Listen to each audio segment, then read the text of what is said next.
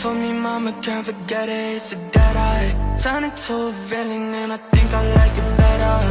It's on the ceiling, said he stormy like the weather. We could go wherever, shorty, take a better. To what? I don't fuck with them, how they talk like they knew us. Talk, let me walk through the snow where we grew up. Tears in the city, baby, we could feel it pull up on a better.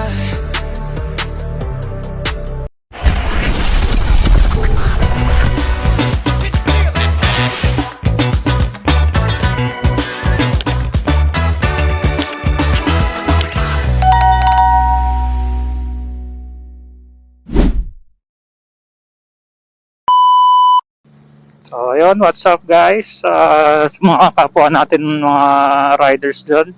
So, Sail and Ride Moto nga pala. And ito yung kauna-unahang video na gagawin natin para sa channel na to. So, para sa mga magtatanong, bakit Sail and Ride Moto yung napili nating pangalan?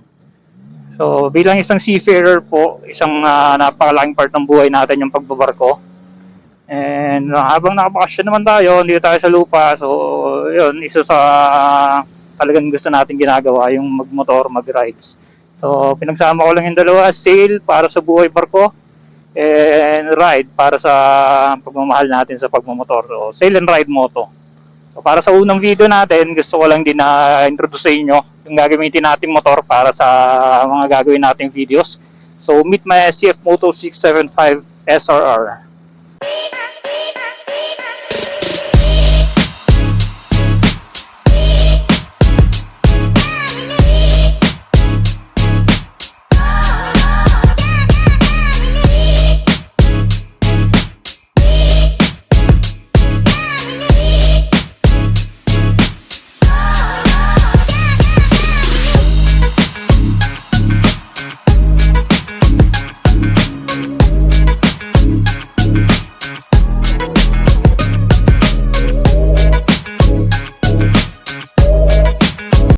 Powered by 675cc inline 3 engine, may smooth power delivery at talaga namang napakaangas na looks, very aggressive.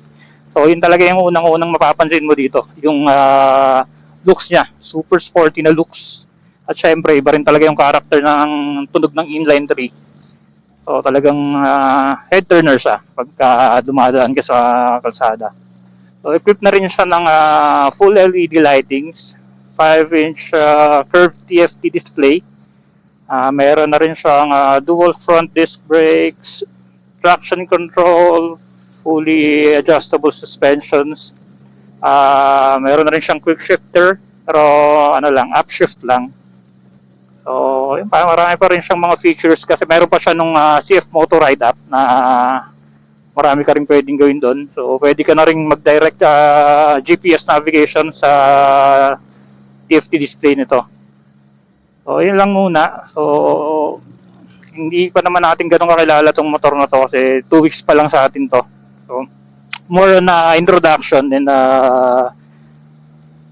getting to know sa motorcycle na gagawin natin, na gagamitin natin. So, yun lang muna. So, kung umabot ka sa part ng video na to, please don't forget to like, subscribe, and hit the notification bell para mas updated ka sa mga gagawin nating biyahe.